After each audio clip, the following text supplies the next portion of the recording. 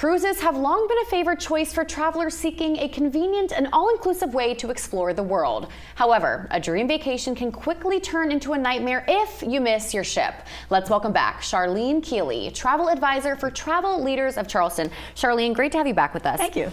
How common is it to miss your ship? It's not very common. It's not common, but it doesn't happens. happen very often. Yeah, right. but it does happen. So how can we prevent this from happening in the first place? Well, the best thing is you make sure that you take the cruise line's excursions. Okay. You know, because they are in charge then. If they have mechanical problems and they don't get back on time, the ship will either wait for them, or they're definitely going to get you to the next port, or definitely take care of you when you go home. Okay. Which is actually what happened with the NCL Alaska family. Yes, the family that missed their boat, but they still missed their boat. They did miss their boat, and it was a glitch on the operator on the land that NCL had focused on. He was transferring back and forth, and they all had tickets, people who booked the whole excursion, and when they came to get back on the bus, the driver wasn't taking the tickets, and so he was letting anybody on the bus, and so by the time these people got there, they had the tickets, but the guy said, no, there's no room. Yeah. So they did contact, the ship and everything, and NCL did a great job, really. Yeah. And to my knowledge, some of them didn't have their passports with them. Yeah, that's important, right? Yeah, you should travel with your passport. And now wherever you go. Because the excursion was booked through the ship, I believe that they were able to accommodate, their flights, and it was a nightmare situation. Yes, and there were definitely some extra issues because they were coming from Alaska back into Vancouver, and instead they were going straight home, but NCL did take care of it. So. Okay, so book your excursion through the ship. Yeah. And also ship time. I feel like that's something that sometimes depending on where you are, the time changes back and forth, and they keep you on ship time. They don't change the time all the time. So you need to keep your watch on ship time. Okay. So if you're out by yourself, make sure that you have plenty of time to get back to the ship.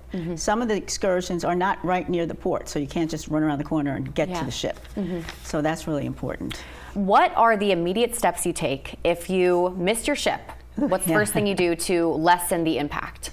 Go to the port, chief of the port. He can get in touch with the ship pretty quickly.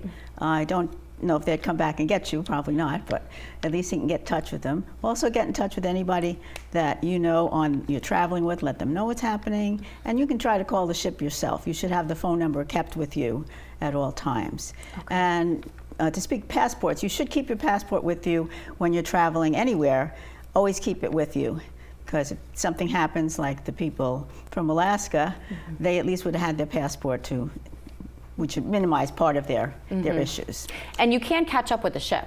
Sometimes you can. Okay. Sometimes you can, like in the Caribbean, say if they're going from Puerto Rico to Barbados or St. Martin, you can probably catch a flight and catch up with the ship. It will be on your cost though, because no insurance is going to cover that. Should you prepare for the worst and have an emergency fund if you're going on a vacation like a cruise in case of emergencies? Yeah, that's a good idea, or at least have enough, make sure that your credit limit is really pretty much up there. Okay. And cruises are no longer leaving out of Charleston at the end of this year. They'll still be able to stop here, right? But they're not leaving out of Charleston. So, Charlene, where is the closest port for us to go on a cruise? I think that it probably Port Canaveral, because that's maybe 6 or 7 hours. Tampa, 6 or 7 hours. Okay. Baltimore is about 9 hours. And Fort Lauderdale again, and Miami is within 9 hours. Yeah. So they are basically all drivable too from here. Okay, well if you want to get on it. Yeah, I have as well. If you want to take a cruise in Charleston, leaving out of Charleston, you have to do it by the end of this year. Yep. Charlene, how can we get in touch with the Travel Leaders of Charleston?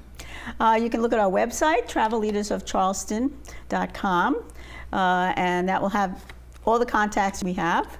So yes, please call us. Perfect. So, well, Charlene, anyone thank in the you so office much. be happy to help you.